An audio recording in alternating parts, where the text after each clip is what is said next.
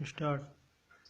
अभी सर्वोच्च न्यायालय ने सिनेमा घरों में फिल्म प्रारंभ होने से पहले राष्ट्रगान को नहीं बजाना और यानी कि इस हेतु यानी कि दर्शकों का यानी कि आदरपूर्वक खड़ा होना अनिवार्य बना दिया है। और इस दौरान सिनेमा घर के दरवाजे बंद रखे जाएंगे। प्रारंभिक तौर पर यह है लेकिन निर्णय मतलब उचित तो नहीं नज़र आता है, जहां हमें बहुत सारे मौलिक अधिकार यानी मिले यानी कि हुए हैं। वहीं हमारे संविधान के भाग 4 में कुल 11 फंडामेंटल यानी कि ड्यूटीज भी है, मौलिक कर्तव्य भी हैं। इन मौलिक कर्तव्यों को संविधान के 42वें संशोधन जो कि 1976 में किया गया था उसके माध्यम से शामिल किया गया था और इसकी प्रेरणा सोवियत संघ से ली गई थी। और इस हेतु स्वर्ण सिंह समिति भी बनाई गई थी और उसकी अनुशंसाओं के के आधार पर ही मौलिक कर्तव्यों को 42वें संशोधन के माध्यम से संविधान में जगह दी गई। मौलिक कर्तव्य मूल संविधान में नहीं थे। तो जो मौलिक कर्तव्य में जो पहला मौलिक कर्तव्य यानी कि वह यही है कि प्रत्येक यानी कि नागरिक जो भी राष्ट्रीय प्रतीक है उनका सम्मान करेगा।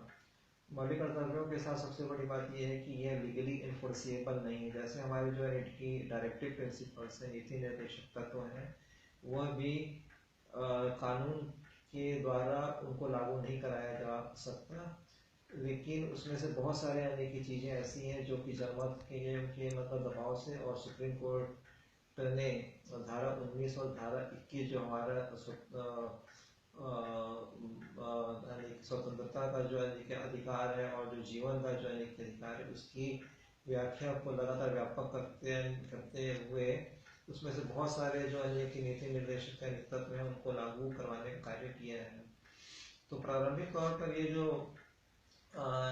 मतलब सिनेमा घरों में सिनेमा प्रारंभ होने से पहले राष्ट्रगान का बजाया जाना और उसके लिए सम्मानपूर्वक खड़ा होना उचित प्रतीत तो होता है, लेकिन ये कितना ये जो आदेश है वह कितना प्रभावी ढंग से लागू हो पाएगा, ये बहुत ज़्यादा देखने वाली बात है। और अगर जो व्यक्ति खड़ा नहीं होगा तो उसके ऊपर कार्रवाई क्या होगी, यह भी अभी तक स्पष्ट नहीं है। और अगर इस दौरान अगर सिनेमा घर के अगर दरवाजे बंद रखे जाते हैं तो जो इससे पहले सर्वोच्च न्यायालय ने आदेश दिया है, जो कि उपहार सिनेमा में जो अग्निकांड हुआ था उसके संदर्भ में ये एक आदेश था कि सिनेमा घर के दरवाजे बंद नहीं रखे जाने चाहिए। उस आदेश का क्या होगा, ये एक अनेक प्रश्न है। और दूसरी बात ये है कि क्या लोगों के मन में राष्ट्र प्रेम और देशभक्ति की जो भावना है वो क्या कोर्ट के आदेशों के माध्यम से जागृत की जा सकती है? ये क्या हम यानी कि कोएर्सिव नेशनलिज्म की तरफ तो आगे नहीं बढ़ रहे हैं, बलपूर्वक राष्ट्रवाद लादने की कोशिश तो नहीं यानी कि हो रही है।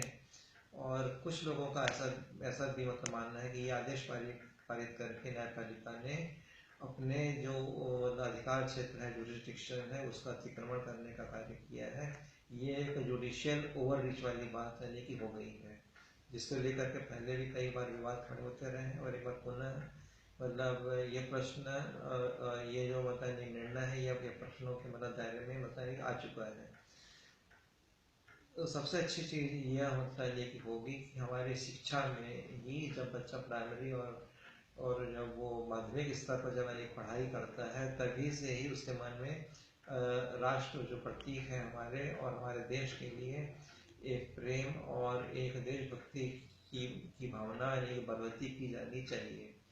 लेकिन ये जो यानी कि भावना है ये राष्ट्रवाद, उग्र राष्ट्रवाद ना हो, यानी जैसा कि जो उग्र राष्ट्रवाद यानी होता है वह अंत में जाके बहुत ज़्यादा घातक साबित होता है, जैसा कि जर्मनी के संदर्भ में में मतलब हमें मतलब पिछले 2 विश्व युद्धों में देखने को मतलब यानी कि को नहीं मिला था। तो शिक्षा जो है वो एक बहुत एक अच्छा टूल, एक अच्छा उपकरण मतलब हो सकता है जो हमारे देश के भावी नागरिक हैं उनके मन में राष्ट्र के प्रति एक प्रेम और देशभक्ति की भावना जागृत करने के लिए। तो हमें इसी टूल का, इसी उपकरण का उपयोग करना चाहिए, बजाय इससे कि हम एक न्यायिक आदेश के माध्यम से लोगों से या हम लोगों को मतलब आदेश दें कि वह अपने देश के प्रति और देश और जो उसके राष्ट्रीय प्रतीक हैं यानी कि उनके प्रति अपने सम्मान की भावना यानी कि व्यक्त करें। इस प्रकार की मतलब आदेश लादने से राष्ट्र भक्ति की भावना जागृत नहीं मतलब नहीं होती। यह एक कोर्सिव नेशनलिज्म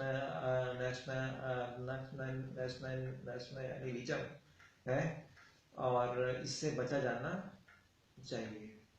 धन्यवाद।